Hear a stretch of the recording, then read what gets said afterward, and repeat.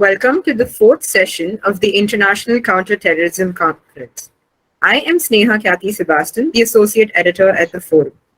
In this session, we will understand India and Israel's counter-terrorism strategy. The session chair is Major General S.V.P. Singh, Vishishta Seva Medal.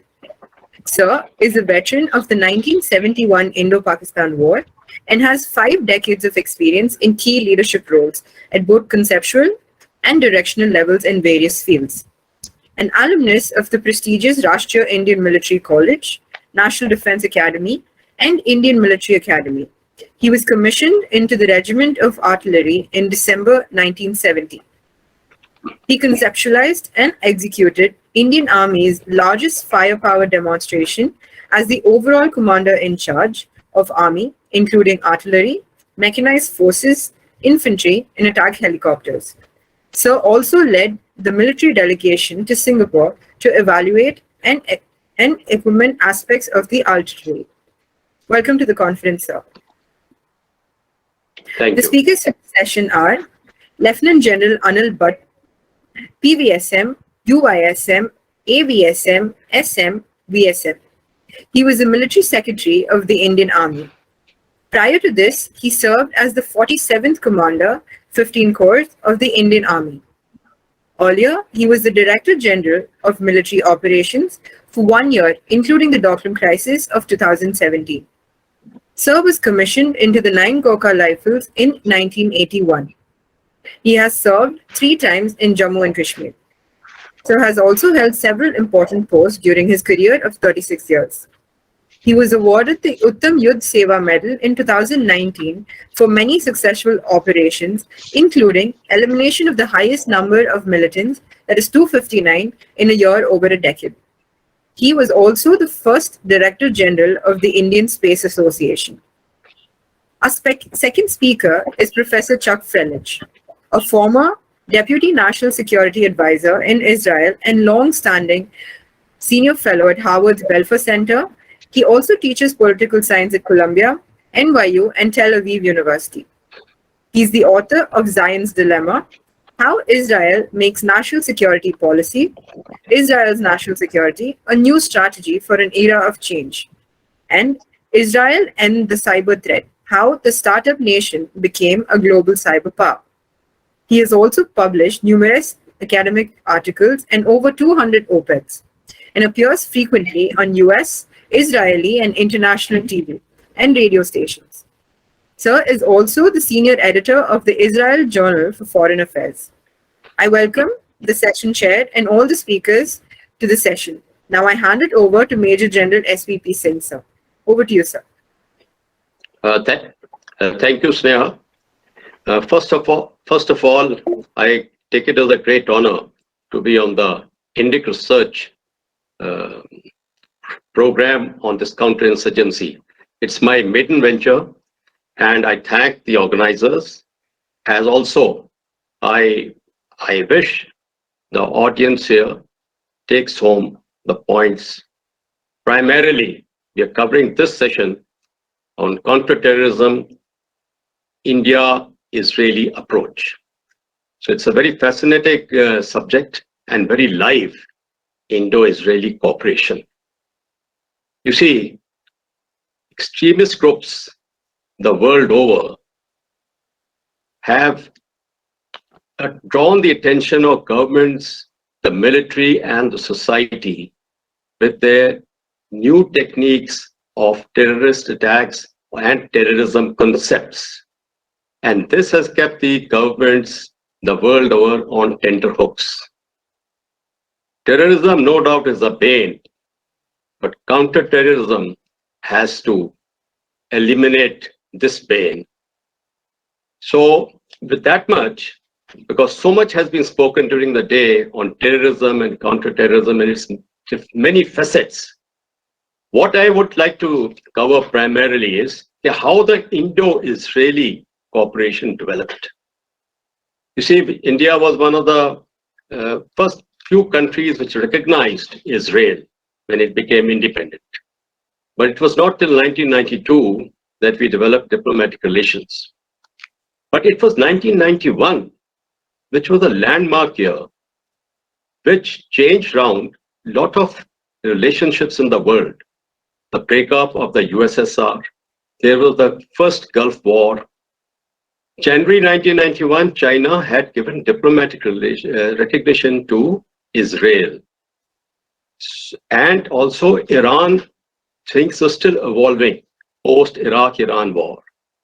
So with that, India recognized Israel in 1992.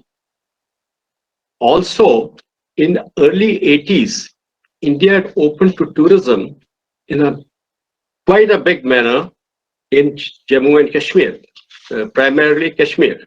And it is here that Israelis got attracted and their tourists were coming. In 1991, June, if you recall, 6 Israeli tourists were attacked.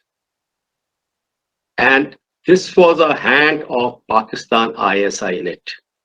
They focused on them, treating them to be Israeli soldiers operating alongside India, which was not correct. But when these 6 were nabbed, one of them who was handcuffed, he broke open that handcuff, snatched the automatic rifle from one of the terrorists and opened fire. But in the process, about 4 to 5 Israelis were killed. This again opened up that terrorism, which had also started late 80s, early 90s in Kashmir Valley through Pakistan ISI, it brought India and Israel closer. That was the first step. Second, the 9/11 in 2000 again led to a new situation. USA did not include Israel and India as allies in the global war on terrorism in Afghanistan, whereas Pakistan was included. This again brought closer the relationship between Israel and India. Then followed the 26/11. If you recall, at Chatham House, 6 Israelis got killed, including the Rabbi. So these events have dictated the Indo-Israeli cooperation, primarily in terrorism, counter-terrorism. Now, let me share what is the philosophy of 2 countries as far as counter-terrorism is concerned. Israel, surrounded by hostile Arab neighbors, 4 countries, land borders, with Cyprus, with a sea border. Now, Israel's philosophy is preemptive, to be proactive. They would eliminate to safeguard their own territory soil because strategic depth is very important to them. So Israel has always had a hard action on hand to eliminate terrorists. And particularly, they feel threatened from Iran, though not an immediate land border with them, Syria, the Hezbollah, and the Hamas. So that's why we see so many actions which Israel takes, and the world looks up to it, how they will react. The Munich 1972, the Entebbe raid are the greatest examples in history. India, on the other hand, we have had a flexibility, a soft approach. We are open to dialogue. Our terrorism is differentiated from what Israel is facing from the fact that it's Islamic terrorism which is there, and our own population in J&K, with the ethnic closeness to them, we have to show a little flexible approach. So even if it be Lashkar-e-Toiba, Jaish-e-Mohammed, or the Taliban, or the recent surfaced resistance group, India has had a little malleable approach. But it is from Israel, I feel, that we have also learned our lessons, that when the Uri action took place, came about the surgical strike, and it taught a lesson to Pakistan. Next came Pulwama just about 3 years back, and came Balakot. So India has emerged on the world map as to how to deal with counter-terrorism with hard actions. Soft power under the present government and with them will no longer be our approach. So that much is there. Now, you see, what are the elements of terrorism which are affecting us? You see, we got multi-layered of them. We have got the ethnic nationalism, we have got the religious, we have got the left-wing terrorism, we have got the narco terrorism, and of course, we have got the cross-border terrorism, in which our state of Union Territory of Jammu and Kashmir, then the northeastern states, they are affected. But we are also affected in the hinterland, the moist terrorism which is there. So we have to again move on multi-front in our counter-terrorism approach and strategy in our country. Now, again, to touch upon the Israeli aspect, you see, in 2001, a joint working group on strategic cooperation was developed. And through that, we started getting defense supplies from Israel in a very formal manner.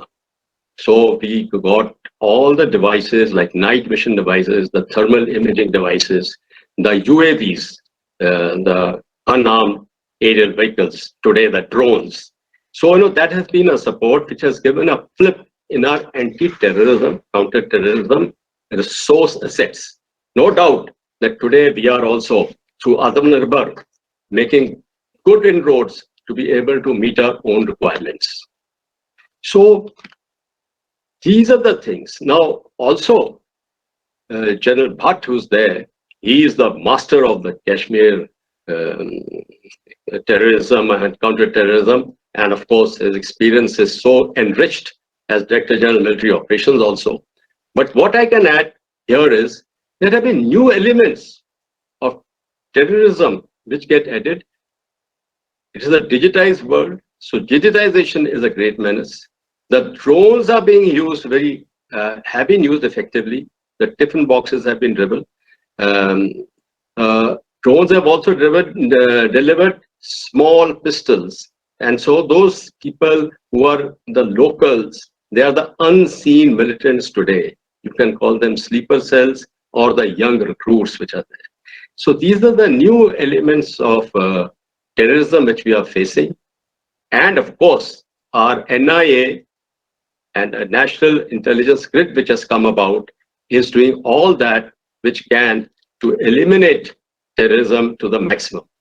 Having said this much, I will now invite Lieutenant General Anil Bhatt, who, as I told you, in my eyes and the eyes of the Indian polity, is a professional luminary having achieved the highest.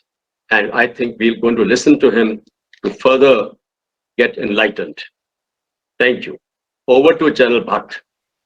Thank you, General SVP, sir. It's a great honor and your kind words really motivate me. India's, ever since we got independent, have been handling counterinsurgency or counter-terrorism issues on our peripheries. Some of them were the result of how the two nations, that is India and Pakistan, were made. And some of that was because of how some of our peripheries, especially in the Northeast, were. In fact, the young Indian Army had to experience a very serious counterinsurgency in the early 50s. And that was in Nagaland, which was not very well connected at that time. That was a time where insurgencies all over, they were called insurgency that time, had been motivated more by the communist thought. They were there in Indonesia, they were there in Malaya, where the British were handling them. And we also had our problems, supported by our northern friends, who were providing arms, ammunition, and even training to many of these outfits which were operating in Nagaland. The first one which we handled, in the Northeast, other than Nagaland, it was Mizoram primarily, where we took many of the British models because we were a new army, and of course we had not handled this challenging problem. And there were issues of separation of population. There were issues where we moved villages to new areas to separate the fish from the water, as they say, that is the terrorists from the people. But quite frankly, if I see it today, after a long time, they were a little too tough as far as the human rights aspects go. We may have defeated the insurgents, but we lost the goodwill of the people. Whatever happened, the fact was that the first Naga insurgency was brought under control in a very short time. Losses were there on both sides, serious losses, and even deaths of civilians which had taken place. There was a peace accord signed, and then there was some peace in Nagaland for some time. However, the Northeast in some form some disruption has been taking place, more because of the inter-tribal problems which are there, as well as poor governance. And thirdly, and most importantly, that at many times they did feel that they were not part of the larger system called India. Their own tribal, their own local independence to them was much more. But it has taken from 10 to 20 to 30 years to mainstream that part of the country, even more. But yes, as we see today, from Nagaland to Assam to all other those places in the Northeast, there is much more peace. One of the biggest examples where we have been able to achieve total peace at the shortest time was in Mizoram. And how it was done was that the basic concerns of the people were addressed, and the insurgents there were isolated from the people. They had to come overboard. And of course, the first chief minister of Mizoram was one of the insurgent leaders who was there. But on one end, while I'm giving you a very short overview of what has happened in the Northeast. But what was there in our experience there was that knowing the people, knowing the terrain, and valuing human rights was much more important for the Indian Army. And as soon as we started doing it, we were able to handle the problems better. They say a little leftover of those violence is still there, but no more is there that kind of local support for the terrorists or the insurgents, which are a handful in those parts of the world, that part of India now. But the biggest challenge which India faced was first in Punjab and then in Kashmir. And in both these problems, they were abetted by a neighbor who wanted to do anything to make things difficult for India. And now I would talk of Kashmir, where I had a number of tenures and where we have gone through a number of varied experience of high violence and then being able to control. It started as a mix of a lot of support from our neighbor Pakistan, as well as abetted by separatists within the country, who even used, and that along was mixed up with local politicians who were corrupt, incompetent, and did not meet the aspirations of the people. So Kashmir is a fine example where a problem which is of governance is exploited by your neighbor,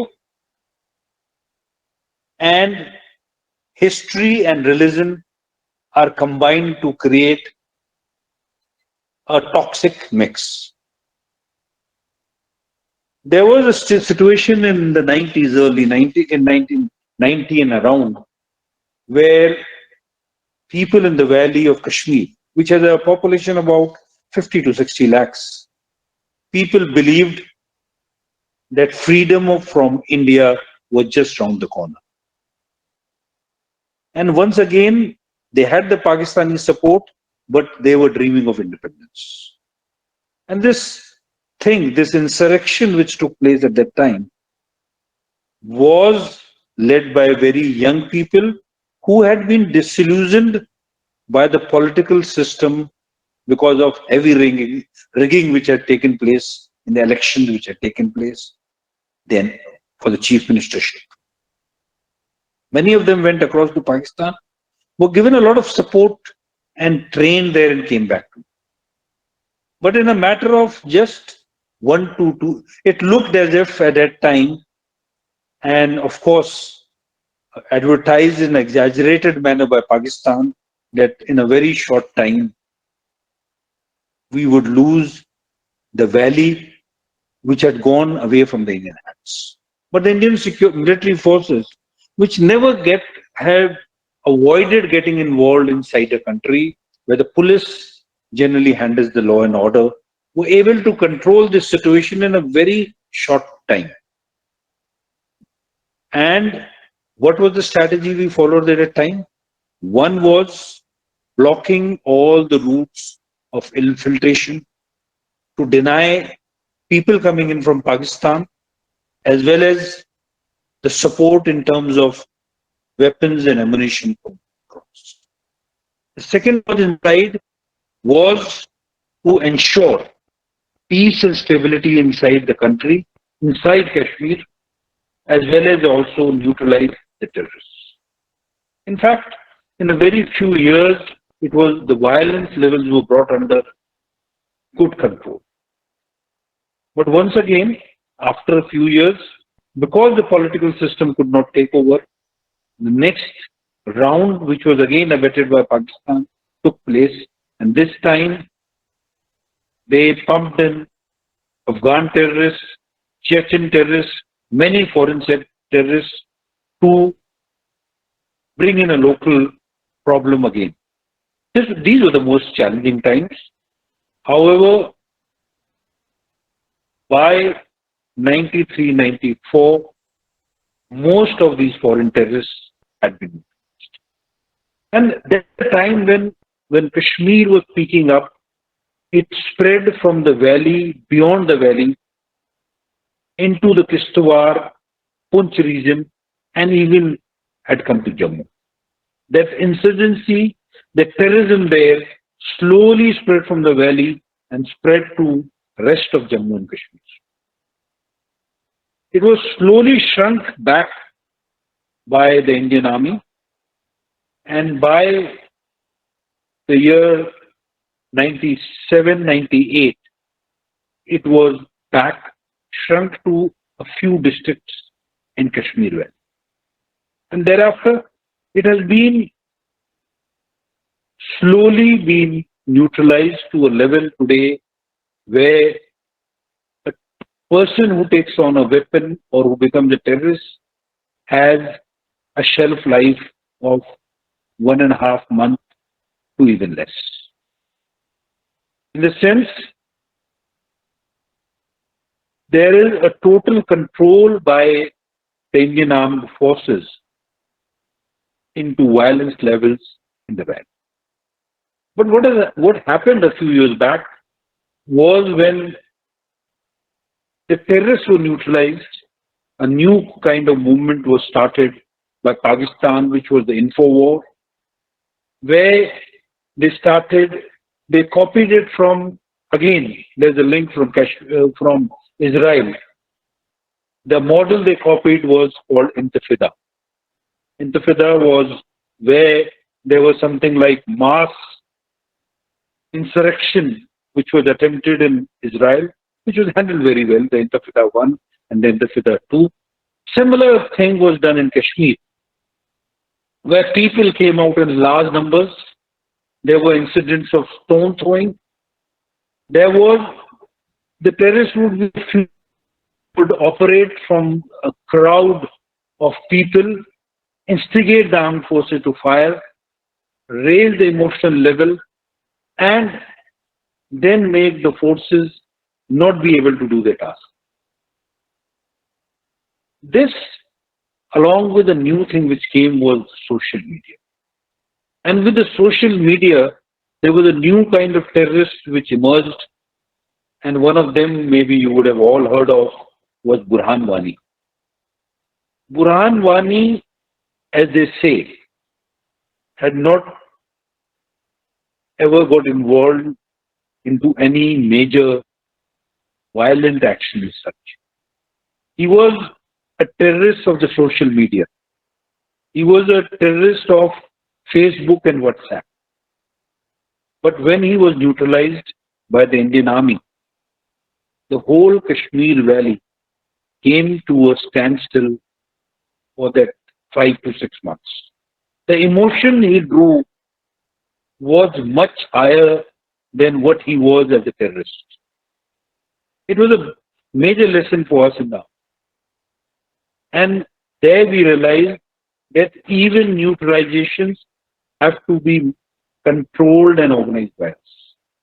We have to decide which terrorists to be killed when, that people do not take advantage of it as an emotion and try to make it as a local insurrection in a district or in a town.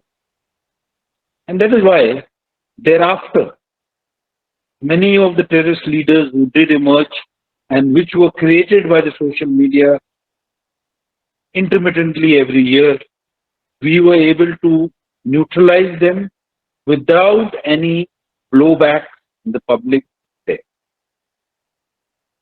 And what is most important today is that in Kashmir, there is for 80% of people, there is a very high level of fatigue, which has been because of this long period of terrorism, where a common man who just wants to be living their normal life are affected by the bunds called by various groups, or bunds which is a result of violence which is after the terrorists have got involved.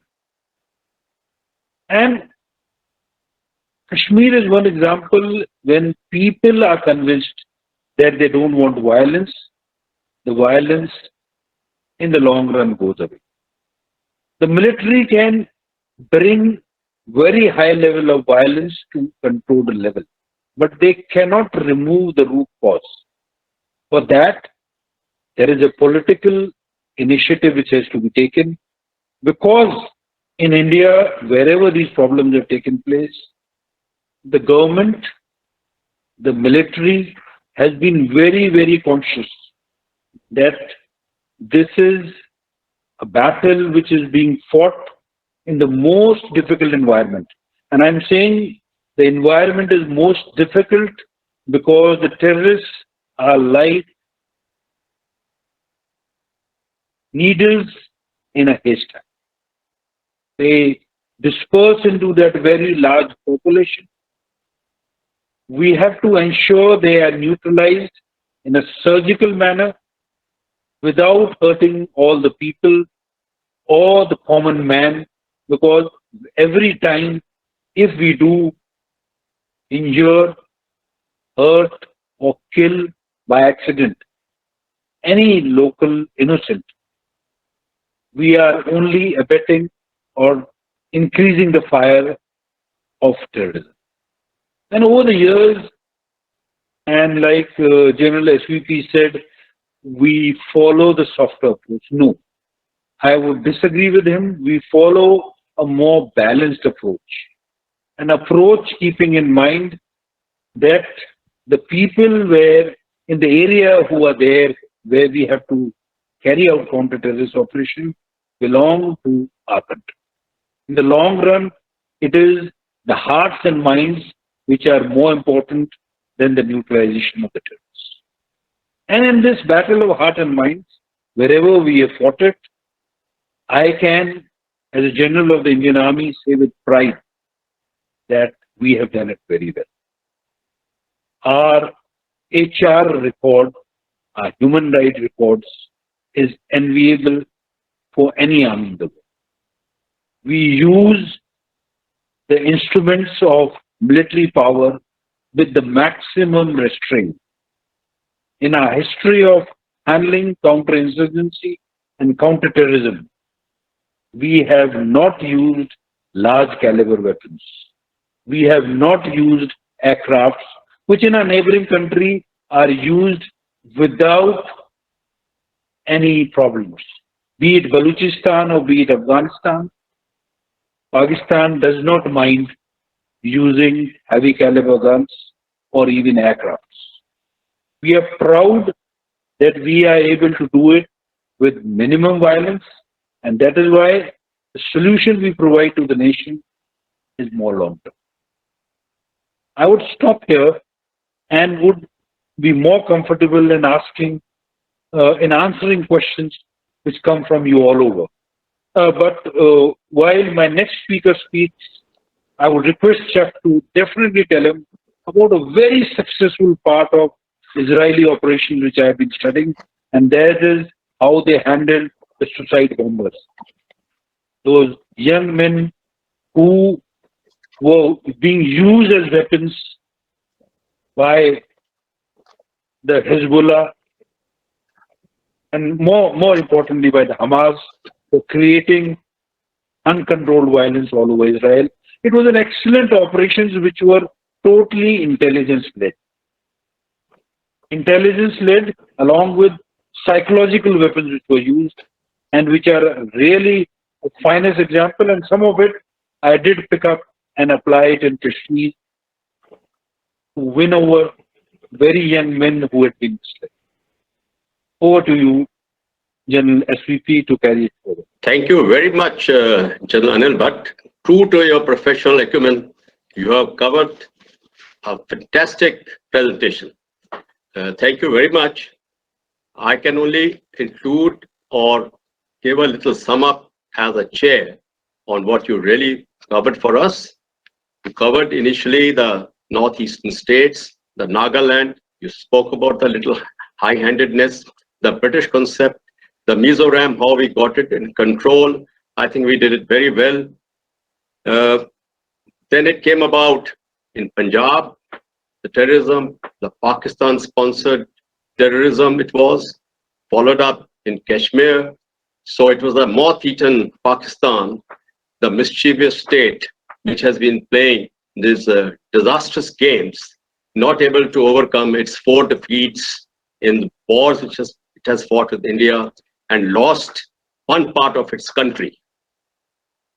You have also covered, General Bhatt, that social media today is a potent weapon, and no doubt about it. And sort of radicalism which is exchanged on the social media platforms is unbelievable. It is destroying the youth. It is destroying families. You have said that the root cause of the terrorism, it is the government's responsibility. Yes, always the political solution is the way forward to overcome or fight terrorism and militancy. And for that, I think the government has to take action, that we should be able to degrade the terrorist capabilities. We should be able to degrade his funding which takes place, and we should be able to catch on to his future plans and attack it at the right time. Little I would like to also cover with you, soft approach. I think I stand corrected with that word. What I would say, what I was guided by was that the civil society at the earlier time in 90s, it happens that we were dictated by the civil society, the government, to be more malleable. The case of that Home Minister's daughter, was later on Chief Minister of State of J&K, is very, very vivid. That hijacking case where our foreign minister visited. So, but those were compulsions of the time, compulsions of politics, and we did that. But yes, I would say wonderfully brought out hearts and minds. I will carry forward that velvet glove and iron fist. Thank you very much, General Anil Bhatt. It's a pleasure listening to you, and I'm sure the audience has benefited. Now I would request Professor Chuck Felick, former Deputy National Security Advisor of Israel, and an intellectual, an academician, and a strategist in his own right. He has authored many books. Professor Chuck, we really look forward to listening to your viewpoint, listening to how Israel is thought out in the world. We admire Israel's hard actions, tough actions, and how it defends the small strategic depth which it has. So I now invite Professor Chuck Felick to take on.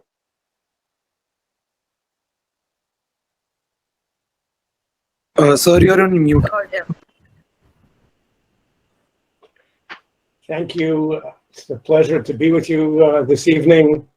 I had the honor of being on the Israeli National Security Council just in the years where the Indo-Israeli relationship was really taking off in the early 2000s. The relationship of formal ties had been established, of course, a decade earlier, but this was the time when things were really happening, including the first strategic dialogues, and I had the so-called the India file on the National Security Council, organized and of course participated in the first strategic dialogues, and had the special experience, let me put it that way, of being in India in September 2001. We're sitting in a meeting of our delegation. The next morning, there's going to be a bilateral meeting on counterterrorism. And one of the guy's wives calls up in the middle and says, "I'm sorry, I have to interrupt, turn on CNN." And we see the second tower collapsing. And of course, that set the tenor for the meeting the next morning on counterterrorism. But the India-Israeli relationship is something that is dear to my heart. And again, I'm happy to be with you this evening. My talk is going to be a broad-stroked one about Israel's counterterrorism strategy. At first, I think it's important to note that Israel has faced ongoing terrorism since long before its formal establishment in 1948, actually since the 1920s. There is, I believe, a common misperception among many people in the world that terrorism is a Palestinian response to the post-1967 occupation. As I said, it started in the 1920s. Just last week, we had the latest in a long series of rounds with Hamas in Gaza. 1,200 rockets were fired into Israel in this round. At this point, we're talking a total of tens of thousands over the years and thousands by Hezbollah in Lebanon. Is the rocket threat really a terrorist threat? It's certainly a different one, different from the classic forms of terrorism, but it's a form of warfare, of political violence, which is directed almost entirely against civilians for the purpose of spreading terror. So I think it clearly fits the bill. But in addition to that, Israel faces the entire array of other terrorist threats, whether it's a simple knifing, it's car rammings, bombings, suicide bombings, cross-border attacks, etc. Israel faces a unique problem in that the terrorist organizations that it faces really don't have any specific demands that they want Israel to address, and that if Israel did so, the problem could be solved. Their problem is with Israel's fundamental existence. And so there really isn't much that Israel can do other than fight back here. I'm not dismissing the importance of diplomacy, because there is a role for that. But in the final analysis, if the enemy is committed to your destruction and says, under no circumstances will we reach a peace agreement with you, then you're inherently limited, for the most part, to military responses, at least with the terrorist organizations themselves. And the room for hearts and minds is much more limited in this case. Now, Israel's strategy overall, unsurprisingly, has been a combination of both offensive and defensive measures. The offensive ones include ongoing, very often round-the-clock counterterrorism operations to prevent attacks, to weaken, undermine enemy capabilities, interdiction of arms transfers, targeted killings, and the occasional major offense to reduce enemy capabilities. The defensive measures include security fences, security zones, roadblocks, checkpoints, border patrols, and, of course, rocket defenses. One of the criticisms of Israel's counterterrorism strategy is that it, at least according to some people, it lacks a sufficient diplomatic component. Well, it depends on which government has been in office. Some governments have tried extensive diplomacy. But as I said, it's hard to go the diplomatic route, at least with the terrorist organizations, when they are committed to your destruction. And there's also a very strong component of international cooperation, including with India, especially with the United States and a number of other countries. Now, I think the really critical question is, how successful has the strategy been? We're all focused on results. And I would say that the answer is mixed. It depends which kind of terrorism you're talking about and how you define success, what your criteria are. Israel's fundamental assumption, its basic approach to counterterrorism or to terrorism, was that you can never put it out entirely. What Israel could hope to do was reduce it to a level that Israeli society could tolerate. And that meant a policy, in addition to what I was saying, of offense and defense, of course, of deterrence and retaliation.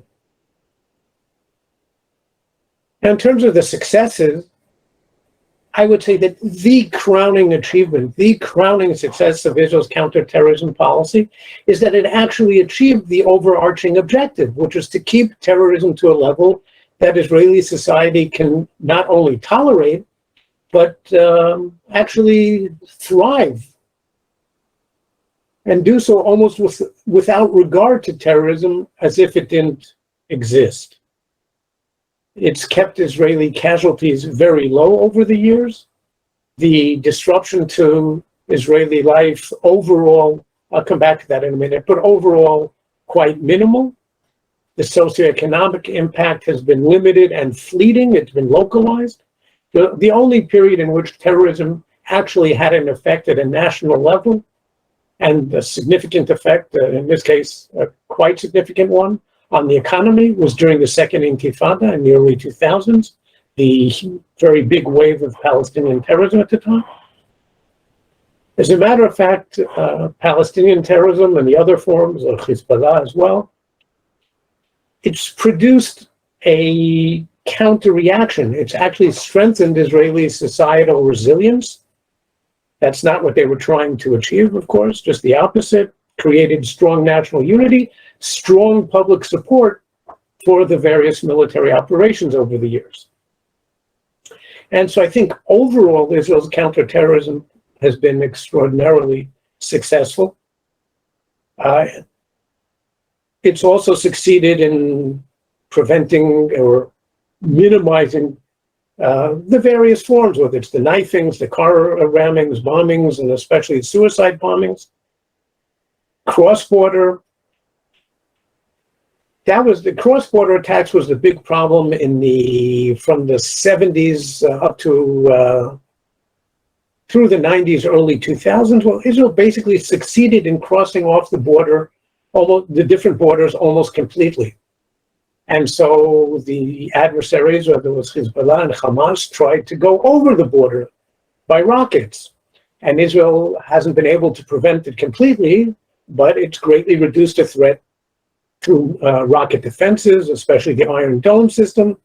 Well, if the enemy couldn't go through or over the border, so they tried going underneath it by tunneling. And Israel has built a underground defensive system which has put an end to the tunnel threat. They tried going around it through the sea. Israel's managed to close off its naval borders. And in the last few years, they've also tried a different way of going over it, mostly using balloons, kites, flaming balloons, or incendiary balloons, and some drones. It's been reasonably successful in preventing that as well. I think the IDF, the Israel Defense Forces, have succeeded in disproving the theory that conventional armies cannot defeat terrorism. They can. The biggest failure has been the impact, the cumulative impact of terrorism over the years on Israel's public opinion and consequently on electoral outcomes and the peace process. Terrorism has led to a significant hardening in public attitudes. They've become considerably more hardline in the last couple of decades. The second Intifada, again, the big wave of Palestinian terrorism in the early 2000s, decimated Israel's pro-peace camp. It was at the height of the peace process, and they launched this wave of terrorism. The two things did not seem to go together. People have lost faith in the prospects for peace with the Palestinians.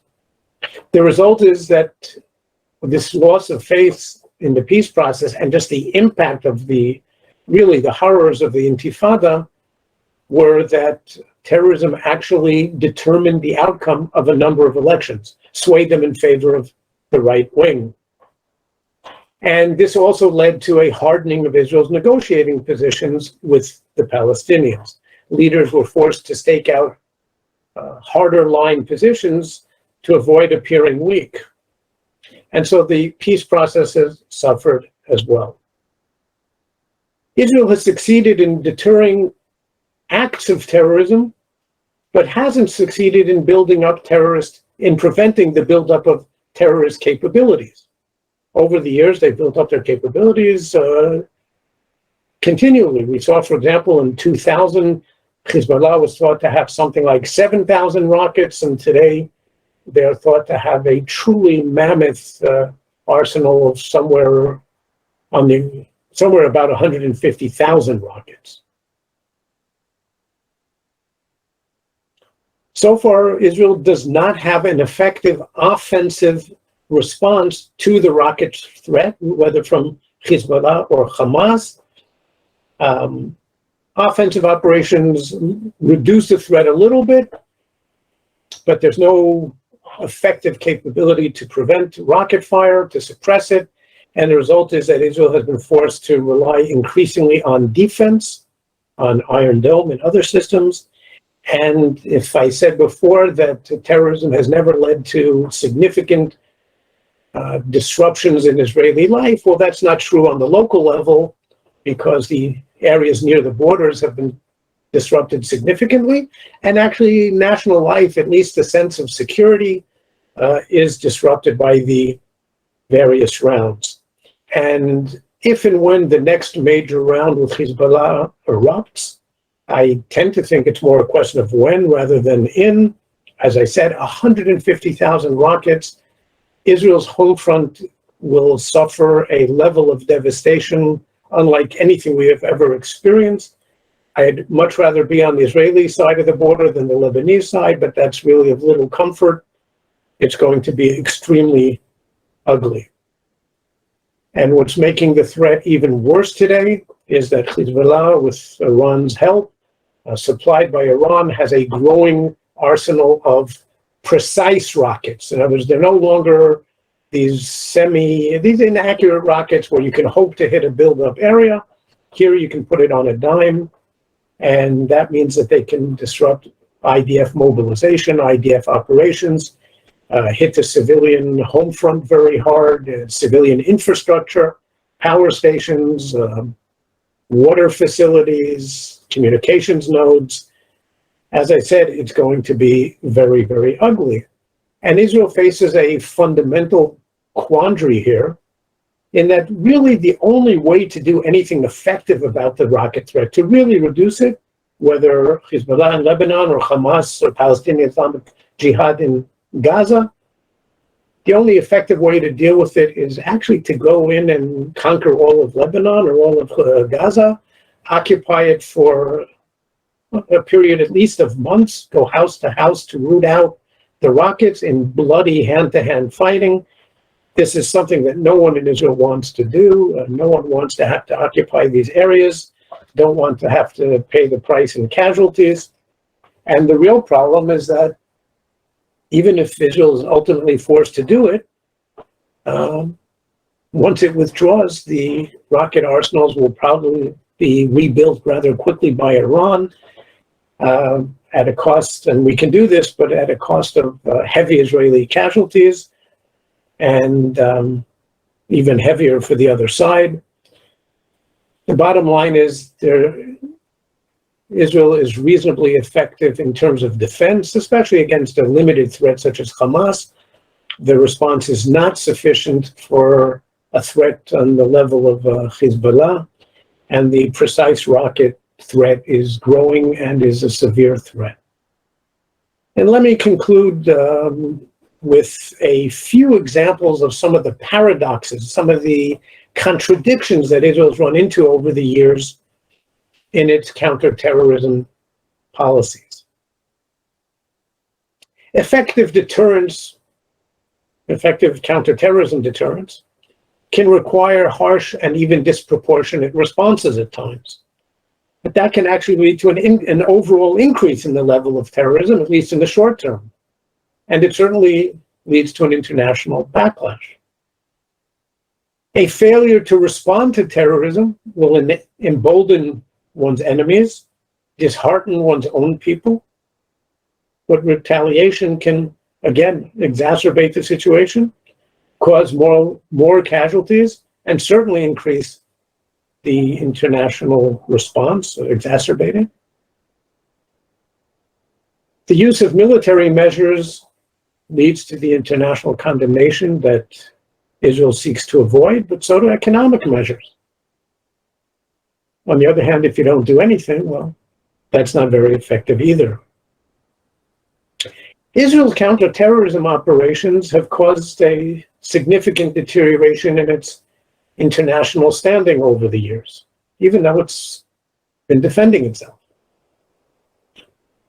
Conversely, Palestinian terrorism has succeeded in putting the Palestinian cause on the international agenda, in convincing the international community that their grievances must be redressed.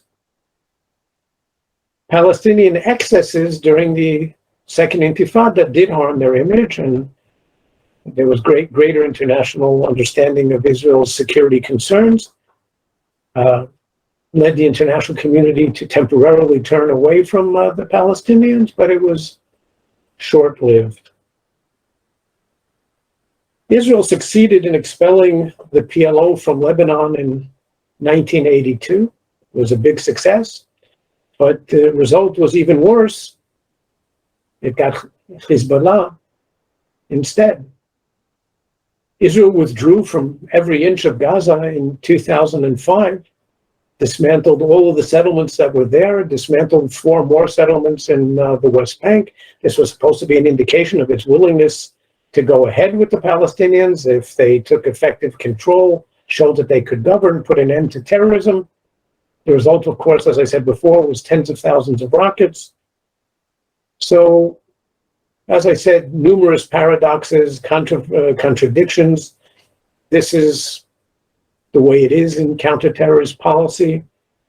Overall, I think Israel's experience has been extremely successful, but the picture is mixed. Thank you.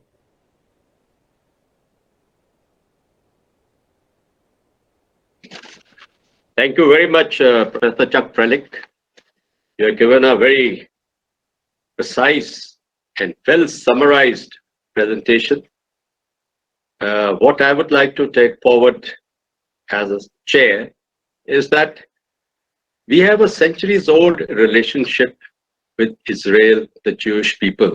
The Indian population, the Jewish population has been very close.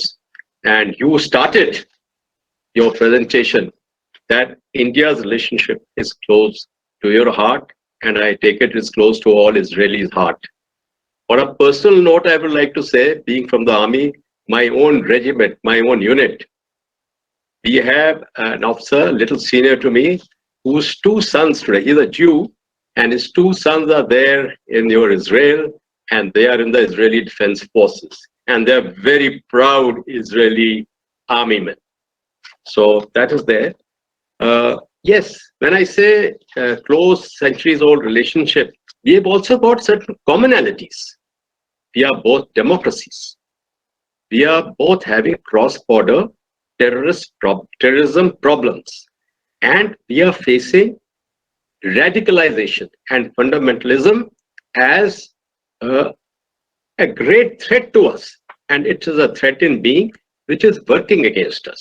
So both, when I say democracy, to that extent, the 9/11 taught the world, taught America, and taught the West that there is a requirement of global war on terrorism.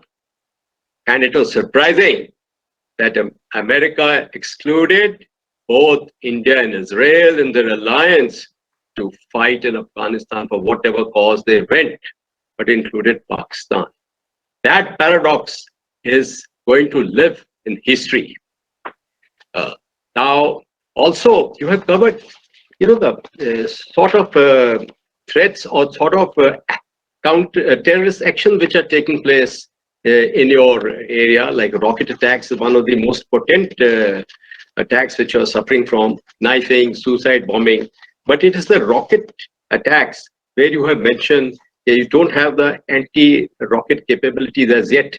And also, you are vulnerable to Iranian long-range rocket attacks, which are pretty precise.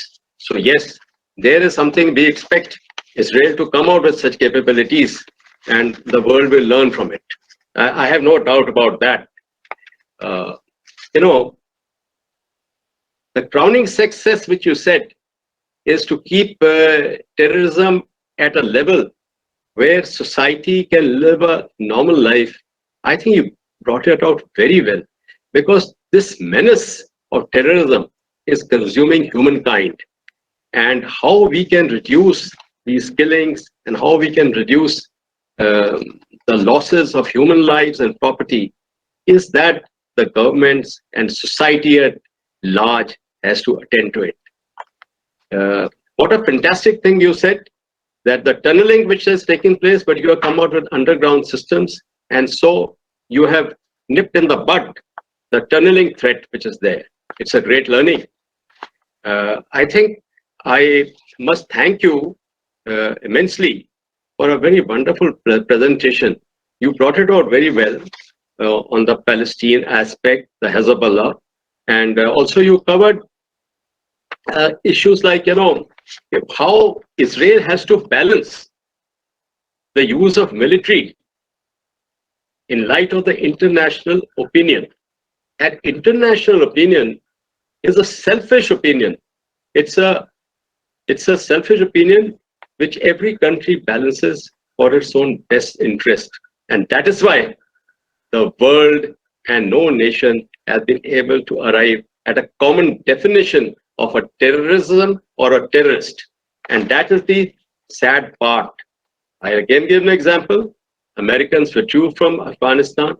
They came to defeat the Taliban, and they handed back to the same Taliban, which is a UN recognized terrorist organization. So those are the paradoxes of our international system, paradoxes of humanity, and how it balances out. I think every time we'll see a new world order is emerging, and that new world orders, ever since I have grown up, has never ceased to emerge. So thank you very much, Professor Chuck. It's been wonderful hearing you. And all that takes me now is to thank both the speakers, General Bhatt and you, Professor, and to hand you back to the organizers. Thank you very much. Thank you, sir. Thank you to the speakers. We have a couple of questions in the chat box. The first question is by Mr. Yash to Lieutenant General Bhatt, sir. In Jammu and Kashmir, how does the Indian Army deal with the strategy of militants who are not associated with any major terror outfit of targeting religious minorities to evoke fear among them and instill a sense of insecurity in the valley?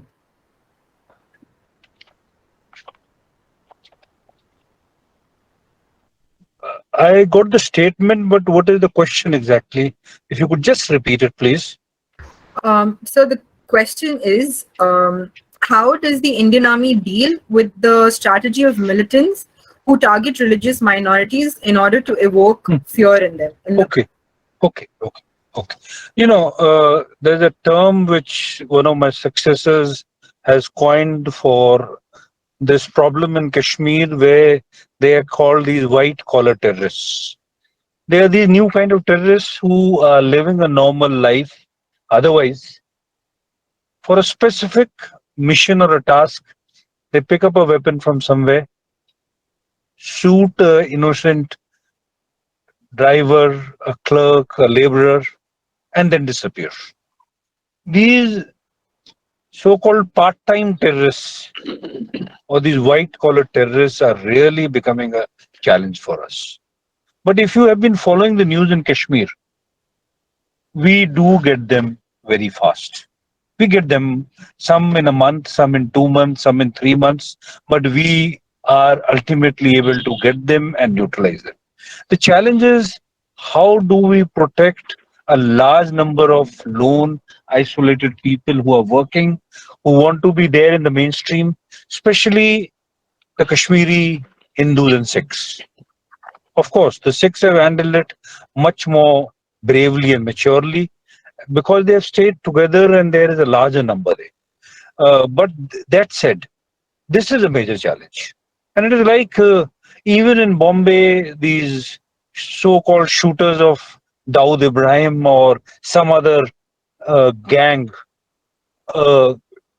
local gang trying to shoot somebody else, some innocent man, some man without a weapon. It is a major challenge for the armed forces, but how we have been able to neutralize many of them in a short time is because of excellent intelligence. And that intelligence comes from multiple modes. It comes from technical intelligence. It comes from us reaching out to the people and having people who help us and provide us the information. And most importantly, an excellent police force in Kashmir, which over the years has evolved. And as I would say with most emphasis, is very loyal to India, to the Indian armed forces, to the Indian system. Right. Thank you, sir. So as you mentioned, the evolution of the intelligence, there's a related question by Ashi, and it is you mentioned that the shelf life of terrorists have gone down to 1.5 months. So does that show that the intel agencies are more involved with the Kashmiri people? Definitely, yes. To be successful in carrying out surgical and precise operations, that is only neutralizing the terrorists and not having collateral damage in terms of innocents or civilians, normal getting hurt, you have to have a very high level of intelligence, and that comes with a combination of technical and human, and also a percentage of population which believes now in more in you other than the terrorists or the leaders. Thank you, sir. The next question is to Professor Chuck. Israeli security forces have vast experience in counterinsurgency operations given the troubled neighborhood that it finds itself in. But during such operations, there is always a risk of collateral damage. How does the security force deal with such situations and minimize mistaken killings? I think Israel may be number one in the world in terms of the measures that it takes to minimize collateral damage. Whether it's sometimes limiting the objectives and just not striking them, or only striking them when it's absolutely clear that there are no civilians there. Limiting the kinds of weapons that are used, giving prior notice, early warning to the enemy that you're about to attack. I don't know too many countries who do that, the so-called knock on the door approach. Intelligence, as the general was saying, is critical here, absolutely vital intelligence. So I think Israel has set a really, really high standard here for the international community. And at the same time, warfare is lethal. And no matter what you do, there is collateral damage, which is a terrible term. Innocent civilians are killed, and that's a horrible thing. I think that it's critical to do everything that one can to minimize the number of civilians killed, both because obviously you don't want to do that, but because it says something about your society, about who you are as a people. And so I'm very proud and very glad that we put the emphasis on doing that.